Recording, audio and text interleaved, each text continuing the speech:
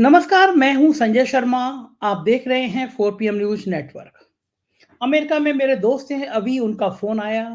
भारत के मूल के हैं, लेकिन अब अमेरिकी नागरिक हो गए हैं। मुझे बड़ा दर्द हो रहा है कि भारत में ये हो क्या रहा है।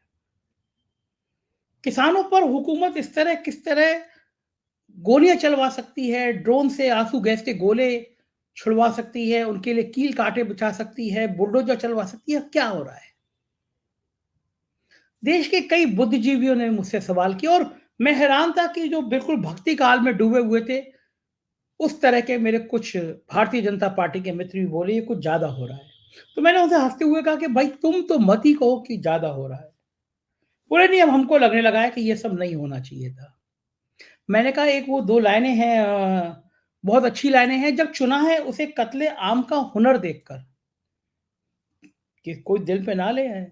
मैं किसी के लिए कह नहीं रहा हूँ कि किसे चुना है, लेकिन जब चुना है उसे कत्ले आम का हुनर देखकर, तो क्यों मायूस हो लाशों का शहर देखकर। जब राजा ऐसा हो जाए कि उसके दिल में संवेदना खत्म हो जाए, जब राजा ऐसा हो जाए उसको किसानों पर गोली चलवाने में, उन पर ड्रोन पर हमला कराने में, ड्रोन पर आंसू गैस के गोले छोड़ने में कोई फर्क महसूस ना हो, तो फिर किस बात का विलाप। जब राजा को लग जाए कि भक्ति काल में देश ऐसा डूब गया है कि वो एक मंदिर अयोध्या में बनवाएगा, एक मंदिर अबू धाबी में बनवाएगा और देश की नपुंसक और नाकारा मीडिया किसानों को खालिस्तानी और आतंकवादी कहेगी, तो राजा का अहंकार तो चरम पर आना स्वाभाविक है। राजा को पता है कि राजा को लगता है कि ये जो गोदी मीडिया है, ये किसानों के बारे में इतनी गलत-गलत बात कहेगी, इतने गलत-गलत संदेशे देगी कि लोग भ्रमित हो जाएँगे। लोग सोचेंगे कि यही सच है।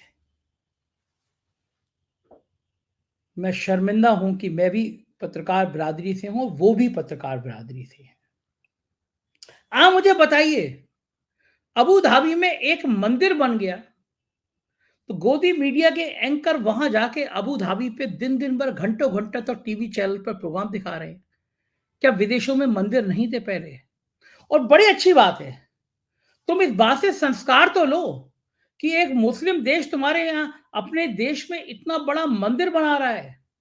तुम्हें इस बात से सबक तो हो कि तुम अपने देश में, जिसको तुम सेकुलर देश कहते हो, तुम मुस्लिम देश नहीं हो। वो मुस्लिम देश होके मंदिर बना रहा है और तुम सेकुलर देश होके मस्जिदें तोड़ने की बात करते हो। शर्म तो करो, गैरत में तो आओ, बेगैरत क्यों बने हुए हो? सुब्रमण्यम स्वामी कोई कांग्रेस के नेता नहीं है, कांग्रेस के सांसद नहीं है, भारतीय जनता पार्टी के नेता हैं। एक ट्वीट किया उन्होंने, कहा कि कतर से जो सैनिक छुड़ाए गए उसमें शाहरुख खान की बहुत बड़ी भूमिका थी। भारत सरकार कुछ कर नहीं पा रही थी, शाहरुख खान ने कहा। हंगामा मच गया। तिहाड़ जेल की यात्रा करके आए सुधीर चौधरी ने शाहरुख खान के ऑफिस का ट्वीट किया कि नहीं देखो, शाहरुख खान का ऑफिस ही मना कर रहा है। अब अगर शाहरुख खान ने छुड़वाए भी होंगे तो किसी भी भले आदमी की ये दायित्व होता है कि वो मना करेगा कि नहीं, मैंने नहीं छुड़ाया। मुझे नहीं पता इसमें सच्चाई कितनी है। सैनिक बाद में आप भारत आ गए, सम्मान पड़ा। मुझे याद आया कि एक शाहरुख खान की पिक्चर में बिकनी पे गाने पे हंगामा मच गया था। मध्य प्रदेश के जो हार गए हैं गृह मंत्री जी बहुत बुरी तरह से, उनसे लेके आसाम के हमारे काबिल मुख्यमंत्री, सब ने कहा था हम ये चलने नहीं देंगे पिक्चर। यूएई के में एक शेख, एक राजा, एक ताकतवर शख्स शाहरुख खान के दोस्त थे। बताया जाता है उन्होंने सीधे प्रधानमंत्री को फ़ोन किया कि शाहरुख हमारे दोस्त हैं, और आधे घंटे बाद प्रधानमंत्री ने कहना शुरू कर दिया कि बड़ी खराब बात है, लोग पिक्चरों पे कमेंट करते हैं। स्वागत है पिक्चरों का। और उसके बाद शाहरुख खान भी कम नहीं है। रात के 2 बजे असम के मुख्यमंत्री को फ़ोन किया और रात के 2 बजे असम के मुख्यमंत्री लाइन पर आए। सीधे मोबाइल नहीं बजा, असम के मुख्यमंत्री के घर पे फ़ोन बजा, उधर से कहा कि शाहरुख खान बात करना चाहते हैं। और जो अर्दली होगा, जो ड्यूटी पे होगा, उसने मुख्यमंत्री को जगाया, शाहरुख खान बात करना चाहते हैं। 1 दिन पहले तक मुख्यमंत्री कह रहे थे शाहरुख खान की पिक्चर नहीं चलने दूँगा। असम के मुख्यमंत्री कह रहे थे नहीं चलने दूँगा। लेकिन तब तक प्रधानमंत्री जी को पास अरब से फ़ोन आ गया था, शेखों का फ़ोन आ गया था, उन बड़े लोगों का फ़ोन आ गया था, जिनकी दौलत के आगे सरकार काँपती है। और रात के 2 बजे मुख्यमंत्री जी लाइन पे आए कि शाहरुख जी क्या बात कर रही हैं और असम तो आपका है, चलेगी पिक्चर। और इतना घबरा गए कि सुबह सुबह खुद मुख्यमंत्री ने ट्वीट किया कि रात के 2 बजे शाहरुख खान का फोन आया था। ये है कलेजा। मोहम्मद साहब के लिए कमेंट कर दिया भारतीय जनता पार्टी के अति उत्साही प्रवक्ता ने और एक नेता ने। खाड़ी देशों ने एक स्टेटमेंट जारी किया और सरकार की कपकपी चढ़ गई। उन प्रवक्ता को और उन नेता को लात मार के बाहर निकाल दिया पार्टी से। आज तक पार्टी में वापस नहीं आए। ये है खाड़ी देशों की ताकत, ये है अरब देशों की ताकत। कारण यह है कि साहेब के मित्रों का पैसा वहां अरब देशों में लगा हुआ है। हजारों करोड़, लाखों करोड़ रुपए लगा हुआ है। और साहेब जानते हैं कि अगर अरब देश नाराज हो गए, शेख नाराज हो गए, साहेब की सत्ता हिल जाएगी। इसीलिए साहेब वहां जाके अब अरबी में बातें कर रहे हैं, इन्हीं टोपी वालों से गले मिल रहे हैं और यहां पे गिरिराज सिंह आग उगल रहे हैं। जब चुना ही है उसे कत्ले आम का हुनर देख के, तो मायूस क्यों हो लाशों का शहर देखकर। मुझे हैरानी नहीं हो रही, किसानों को जो अन्नदाता हैं, जो देश में हमारे आपके जीवन के लिए अन्न पैदा करते हैं, उन पे ये बेरहम लाठियां मुझे हैरान नहीं कर रही। उन पे चल रही गोलियां हैरान नहीं कर रही। किसानों की आंख खराब हो फूट जा रही है गोलियों से, मुझे मुझे हैरान नहीं कर रही, क्योंकि मुझे पता है मायूस नहीं हूं मैं लाशों का शहर देखकर। मुझे पता है कि जब लोकतंत्र की हत्या हो रही है, सब खामोश हैं, तो ये दिन तो सबको देखना ही पड़ेगा। लेकिन किसानों का ये आंदोलन, चुनाव से पहले किसानों का मूवमेंट, राहुल गांधी का खुल के कांग्रेस का खुल के किसानों के साथ खड़े हो जाना, क्या सरकार को, साहेब को डरा रहा है। और साहेब डरते हैं तो राहुल गांधी से डरते हैं। ये बात मैं नहीं कह रहा, ये बात देश के वो वरिष्ठ पत्रकार कह रहे हैं जिन्होंने जेपी मूवमेंट से लेकर और फिर देश के बड़े बड़े अखबारों में संपादन का काम किया।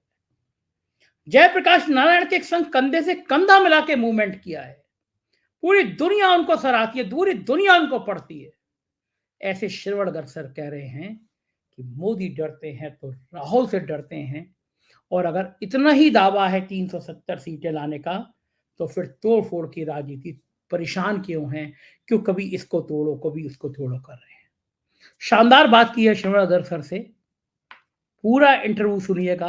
आपको बहुत गंभीर बातें, बहुत काम की बातें नजर आएंगी और अपनी राय से जरूर अवगत कराइएगा। चलते हैं श्रवणगढ़ सर के पास। स्वागत है श्रवणगढ़ जी 4PM न्यूज नेटवर्क में आपका। देश में कुछ अलग ही किस्म का माहौल चल रहा है। किसानों ने कहा कि हम दिल्ली आके बात करना चाहते हैं। दिल्ली में हत्यारे आ सकते हैं, बलात्कारी आ सकते हैं, लेकिन किसान नहीं आ सकते। उन पे गोलियां चलती हैं, उन पे लाठियां चलती हैं। आपने तो बहुत दशकों तक पत्रकारिता की है और बहुत बड़े बड़े आंदोलन देखे हैं, जेपी से शुरू होकर बाद तक। क्या कभी ऐसी निर्मम सरकार देखी है जो किसानों को इस तरह से कुचलना चाहती है, और क्यों कुचलना चाहती है? सरकार समझती क्यों नहीं कि ये अन्नदाता हैं? जयप्रकाश जी का आंदोलन चल रहा था शर्मा जी 1975 में, और रोड शो हुआ था जेपी का बहुत बड़ा, और हम लोग तब इंडियन एक्सप्रेस में काम करते थे और रामलीला मैदान पर एक बहुत बड़ी सभा हुई थी।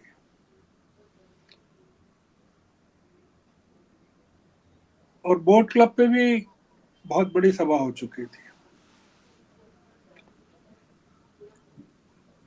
और उसके बाद फिर रात को इमरजेंसी लग गई थी 25 जून को। इंदिरा गांधी ने जयप्रकाश नारायण को रोका नहीं और न कुछ ऐसा किया कि सभा नहीं होने देंगी। इंदिरा गांधी को कई लोग बहुत बड़ा तानाशाह मानते हैं, पर अगर आप पूरे बिहार आंदोलन और जयप्रकाश जी के आंदोलन के डिटेल्स निकालें तो आप आश्चर्यचकित रह जाएंगे कितने लोगों की मौत हुई या कितने घायल हुए। देश जानना ही नहीं चाहता है। पिछले किसान आंदोलन में 732 लोगों की मौत हुई थी। घायलों की तो आप छोड़ दीजिए। और ये जिस तरह की कीलें बिछा रहे हैं, ये शंभू बॉर्डर और गाजीपुर और सिंधु बॉर्डर पर नहीं बिछा रहे, ये जो देश में लोकतंत्र की सड़क है उस पर बिछा रहे हैं। राज्यसभा में प्रधानमंत्री जी का भाषण देखिए आप, उनके आखिरी सेंटेंसेस सुनिए। वो कह रहे हैं कि लोकतंत्र इस देश में कायम रहेगा।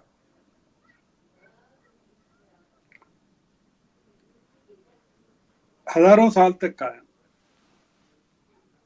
लोकतंत्र कायम रहेगा। पर प्रधानमंत्री का नाम उन लोगों की सूची में लिखा जाएगा जिन्होंने लोकतंत्र को समाप्त करने की दिशा में कोई भी उपाय बाकी नहीं रखा। आप किसानों से बात ही नहीं करना चाहते।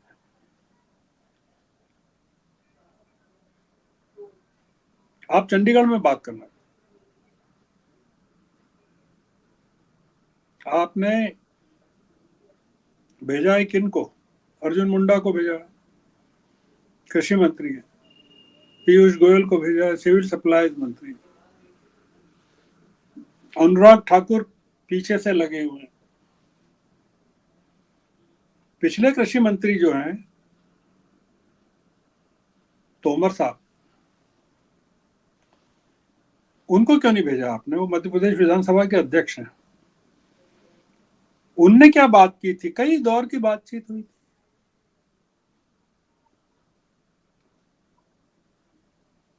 आप किसानों की मांग को मंजूर इसलिए नहीं करना चाहते हैं कि आपका स्वभाव ही नहीं है कि मांगों को मंजूर किया जाए।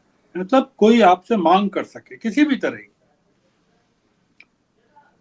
वो चाहे राहुल गांधी हो, वो कहें कि आप बताइए कि आपके रिश्ते क्या हैं अडानी से, या किसान हो, आप हमेशा दाता की भूमिका में रहना चाहते हैं। दाता मतलब कि मैंने दिया। एक जो सम्राट होता है ना, जो कहता है मैं दे रहा हूं तुमको, वो आप देखिए उनका पूरा भाषण लोकसभा और राज्यसभा में। वो बीजेपी का नाम नहीं लेते कि बीजेपी ने ये दिया। वो सरकार का भी नाम नहीं लेते कि एनडीए सरकार ने किया। वो कहते हैं मोदी ने किया, मोदी की गारंटी। वो सरकार की गारंटी नहीं कहते हैं।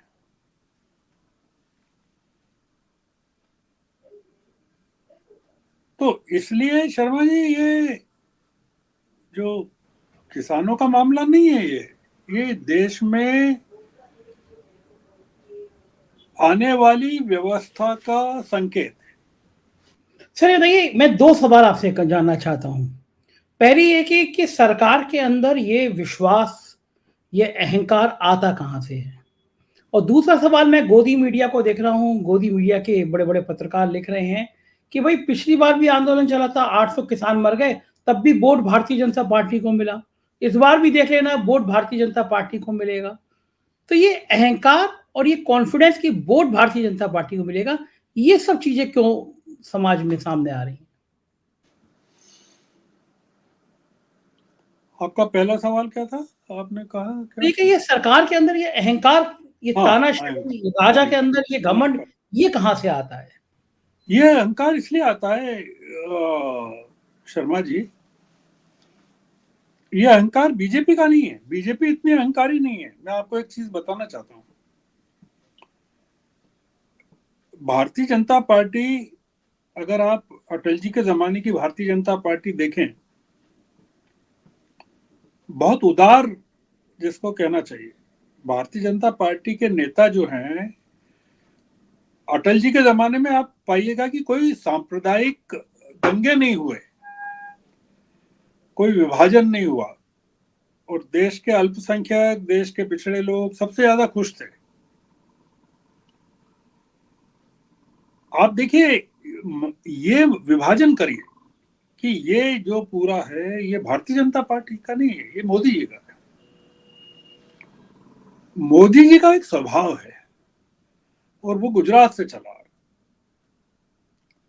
गुजरात में गुलबर्ग कॉलोनी में जब जिंदा जलाया जा रहा था लोगों को,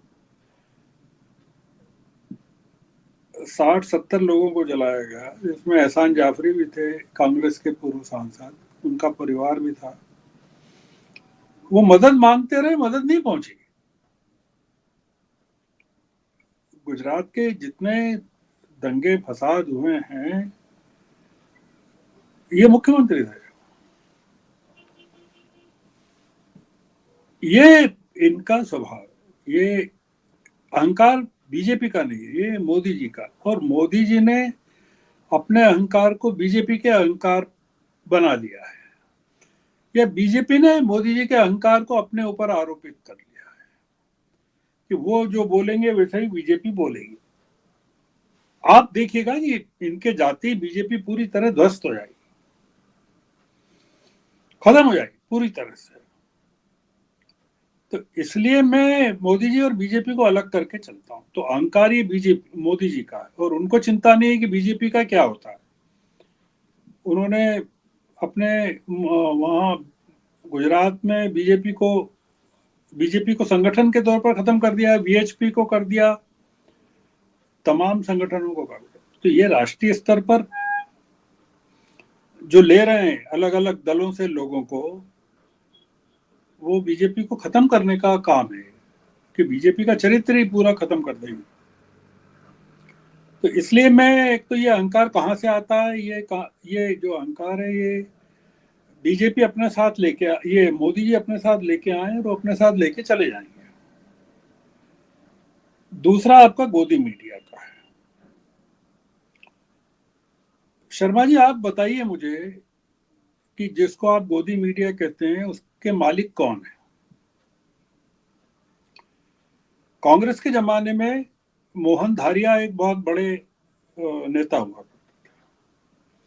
मोहन धारिया की एक कमेटी बनी थी, वो अगर आप गूगल करेंगे, Dharia committee on media, delinking of media from big houses, बड़े औद्योगिक घरानों से मीडिया को अलग करने का के संबंध में धारिया कमेटी की सिफारिशें क्या थी। कांग्रेस ने अगर वो लागू कर दी होती तो आज ये स्थिति नहीं आती। मोहन धारिया ने सुझाव दिया था कि ये जो बड़े घराने हैं, औद्योगिक घराने, उनका और मीडिया का संबंध अलग कर देना चाहिए। आप तो मीडिया में इतनी बहादुरी के साथ काम कर रहे हैं, आप मुझे ये बताइए कि जितना मुख्य धारा का मीडिया है, उसकी मालकियत एक एक चैनल की बता दीजिए आप किसके पास है, एक एक चैनल की, एक एक अखबार की बता दीजिए। चलिए, सबके बड़े बड़े धंधे हैं। आपके उत्तर प्रदेश में बड़े बड़े मॉल्स हैं, लखनऊ में बड़े बड़े मॉल्स हैं जिन लोगों के, कानपुर में है, हजारों एकड़ जमीनें हैं। हमारे यहाँ मध्य प्रदेश में, राजस्थान में, गुजरात में जिनके पास बड़ी बड़ी जमीनें, जमीनों के धंधे में है, वो अखबारों के मालिक हैं। और अडानी, अंबानी, ये सब चैनलों के मालिक हैं, सारे चैनल इनकी जेब में। तो आप जब डूबते हैं, जब ये सरकार डूबेगी, तो क्या डूबेगा आप ये बताइए। जब जहाज डूबता है, तो जहाज में अगर एक बिजनेस रूम है और एक न्यूज रूम है, वो भी डूबता है। आप तो ट्रेवल किया है ना आपने, ये बड़े बड़े क्रूज होते हैं, उसमें बिजनेस रूम भी होते हैं जहां आप बिजनेस कर सकते हैं, बॉल रूम भी होते हैं, न्यूज रूम भी होते हैं। तो क्या आप क्या समझते हैं कि ये जो टाइटेनिक डूबेगा तो उसमें ये न्यूज रूम बच जाएगा? हाँ, ये पूरा का पूरा जो तभी होएगा, हाँ। नोएडा है, जो फिल्म सिटी है, ये सबसे पहले डूबेगी। इसको बचाने के लिए ये सब लगे हुए हैं। और इस बार इमरजेंसी में क्या हुआ था कि ये सब लोग साथ थे। इमरजेंसी में आपको एक चीज समझना चाहिए, लोग समझते नहीं है, लोगों को जानकारी नहीं है। आप तो इमरजेंसी में जेल भी गए थे ना सर? नहीं, मेरे को पकड़ने आए थे, मैं उस समय घर पे नहीं था। अच्छा, ओके। मैं रमेश बख्शी जी के यहाँ बैठा हुआ था, तो वो उसकी एक बड़ी कहानी है, लंबी चौड़ी कहानी, वो एक अलग का। तो ये जो लोग हैं, इनको न्यूज वाले जितने हैं, इमरजेंसी में क्या था कि ये नोएडा नहीं था, मोबाइल भी नहीं था, टेलीविजन चैनल्स भी नहीं थे, कुछ नहीं था, केवल अखबार थे। तो अखबारों के यहाँ सेंसरशिप लग गई, अखबारों के दफ्तरों में डायरेक्टर्स बैठ गए। कुछ बहादुर अखबार थे जो विरोध करते थे, जैसे इंदौर में नई दुनिया था, तब का नई दुनिया, जिसमें राजेंद्र माथुर थे। कुछ अखबार विरोध करते रहे, बाकी सब बिक गए, डूब गए।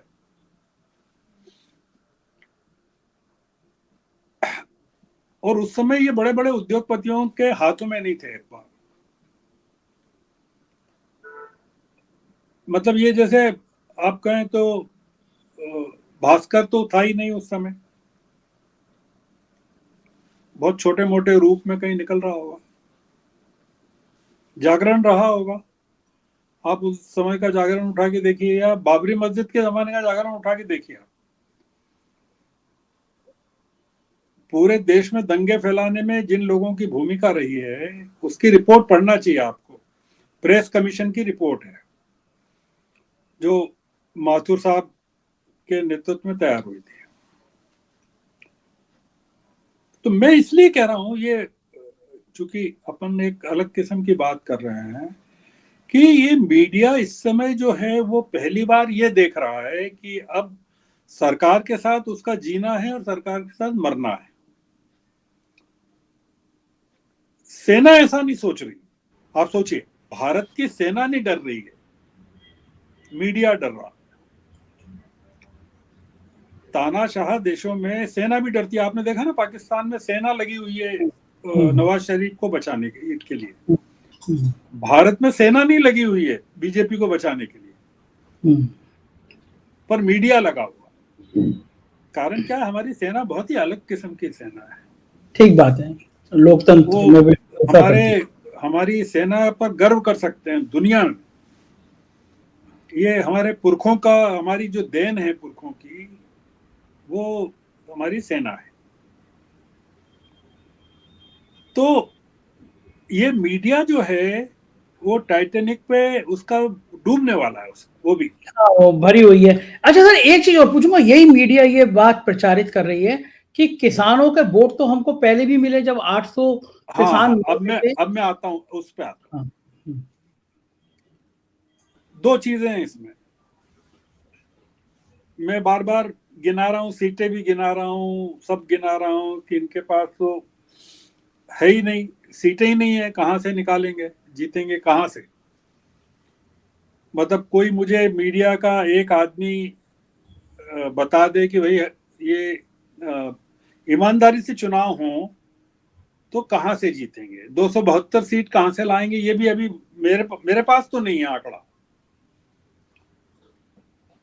मैं तो ऑन रिकॉर्ड बोल चुका हूँ यूट्यूब चैनलों पर कि 200 गिना चुका हूँ कि 272 मिलेंगे। तो कहाँ से लाएंगे, पहली चीज। दूसरी चीज, मान लो आ भी गए, मैं ये भी एक कह रहा हूं, आ भी गए, बहुमत आ गया, शर्मा जी, मोदी जी भयानक कमजोर होने वाले हैं इस चुनाव में। राहुल गांधी जो कर रहे हैं वो बीजेपी को कमजोर नहीं कर रहे हैं, वो मोदी जी को कमजोर कर रहे हैं। आप एक चीज समझ लीजिए कि मोदी जी कमजोर होते हैं तो वो बर्दाश्त नहीं कर पाएंगे। मोदी जी 300 के नीचे या 272 के नीचे आए आप उस बीजेपी की कल्पना कीजिए कि वो बीजू पटनायक ने, आपको देखा ही होगा, नवीन पटनायक ने सपोर्ट किया है अश्विनी वैष्णव का, जो राज्यसभा के लिए जो बीजेपी के कैंडिडेट हैं। अश्विनी वैष्णव रेल मंत्री हैं, उनके नेतृत्व में बालासोर की दुर्घटना हुई जहां इतने लोग मरे। नवीन पटनायक मिले हुए हैं बीजेपी से, समझ गया। मैं अब सीटों में नहीं जा रहा हूं। जगन रेड्डी बीजेपी से मिले हुए हैं। जरूरत पड़ने पर आप सोचिए कि समन पे समन भेज रहे हैं आम आदमी पार्टी को। आपके दर्शकों को यह समझना चाहिए, ईडी ने फिर समन भेज दिया और वो आदमी खुलेआम घूम रहा है। कारण क्या है? ये आदमी मिला हुआ है।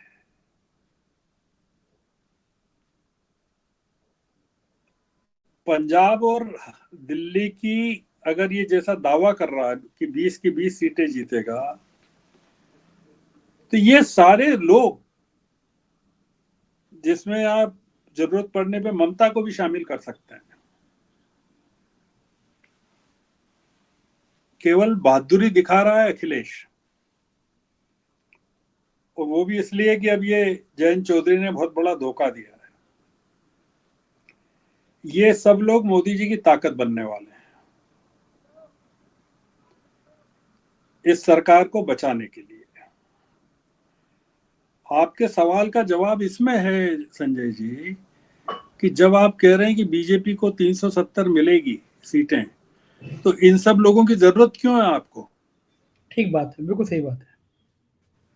सहमत हूँ आपसे इस बात से कि इनको तोड़-फोड़ की ज़रूरत क्यों पड़ रही है, कि अगर आपको इतना ही कॉन्फिडेंस है तो। इनको अच्छा आप जरूरत है उड़ीसा, इनको जरूरत है उड़ीसा की, हुँ, दक्षिण की। पंजाब की, हरियाणा की, हरियाणा तो है ही इनके पास, दिल्ली की, आंध्र प्रदेश की, जो राज्य और महाराष्ट्र की खास करके। हुँ, हुँ, इनको जरूरत है बिहार की, जो कर लिया इन्होंने। हुँ, बिहार में बहुत बड़ा धोखा मिलने है। ये जो तोड़ फोड़ से कर रहे हैं, सीटें ला रहे हैं, ये इसका जो जो आपने सवाल किया, गोदी मीडिया कह रहा है ऐसा, उसका बुनियादी कारण ये है। बिल्कुल ठीक कह रहे हैं आप, गोदी बिल्कुल। गोदी मीडिया ये नहीं कह रहा है कि भाई, पूछ भी नहीं रहा है कि 370 आ रही है और 400 आ रही है, तो फिर इन लोगों को क्यों आप इतना ला रहे हो? हुँ, भाई, बिल्कुल। आपको, आपके आपके पास घर में अनाज है पूरा, तो फिर तो आप ज़रूरत क्यों भीख है? क्यों मांग रहे हो चौराहे पे खड़े होकर? बिल्कुल ठीक बात और है। एक बाद में लूट क्यों रहे हो सड़क पे खड़े होकर लोगों को? एक आखिरी सवाल शिवर सर। राहुल गांधी ने कहा है कि शायद झारखंड की यात्रा वो ड्रॉप करेंगे और दिल्ली आके वो किसानों के मूवमेंट में शामिल होंगे। तो अगर राहुल गांधी इन किसानों के मूवमेंट में शामिल होते हैं, तो फिर ये किसान आंदोलन किस दिशा में जाएगा? कितना दबाव बना पाएगा? देखिए, मुझे पता नहीं, क्योंकि राहुल गांधी ने ऐसा कहा है वो करेंगे। ये जरूर मैंने सुना है कि वो पश्चिमी उत्तर प्रदेश के की यात्रा में 6 दिन उन्होंने कम कर दिए हैं, ये जरूर कहा है। जो मुझे लगता है मैं आपको बता रहा हूँ, राहुल गांधी ने ये ऐसा इसलिए कहा है कि ये सरकार इतने दबाव में आ जाए कि उनके आने के पहले ही किसानों से बात करके उनकी मांगे मंजूर कर ले। आप आज का डेवलपमेंट अगर देखें किसानों के फ्रंट पे, अभी का लेटेस्ट का, तो सरकार ने काफी उम्मीदें जाहिर की है कि बातचीत फिर से शुरू हो रही है और अ, वो सफलतापूर्वक संपन्न हो जाएगी। राहुल गांधी के प्रवेश करने का मतलब है कि राहुल गांधी को इमरान खान बनाना।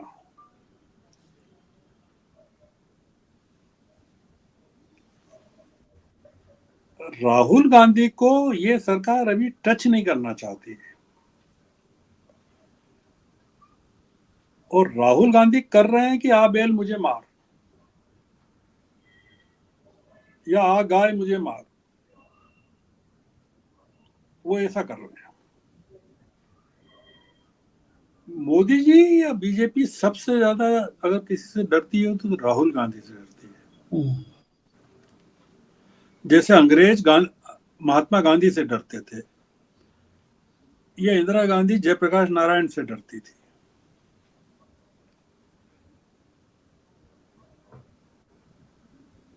तो और राहुल गांधी समझ गए इस चीज को, उनको इस सरकार की नस पे पकड़ लिए उन्होंने कि ये किस चीज से डरती है। जैसे बच्चा दूध नहीं पीता है तो माँ उसको डराती है ना, पुलिस वाला आएगा तेरे को पकड़ लेगा। ये वैसे ही मामला है, वैसे ही मामला है। बिल्कुल ठीक कह रहे हैं, और इसीलिए शायद सरकार ने बातचीत शुरू करने की पहल भी की है। बहुत बहुत शुक्रिया शर्वर सर, राजनीति की सारी बातें विस्तार से बताने के लिए आभार आपका। Thank you. तो ये थे शिवरधर सर, कितने कायदे की, कितनी संतुलित बातें कर रहे थे, बता रहे थे कि लोकतंत्र का तगाजा क्या है, बता रहे थे कि किसानों का दर्द क्या है, बता रहे थे कि किसानों के साथ होने वाला क्या है। मुझे यकीन है आपको ये चर्चा पसंद आई होगी, अपनी राय से अवगत कराइएगा, चैनल को सब्सक्राइब करिएगा, सपोर्ट बनाए रखिएगा। शुक्रिया, थैंक यू।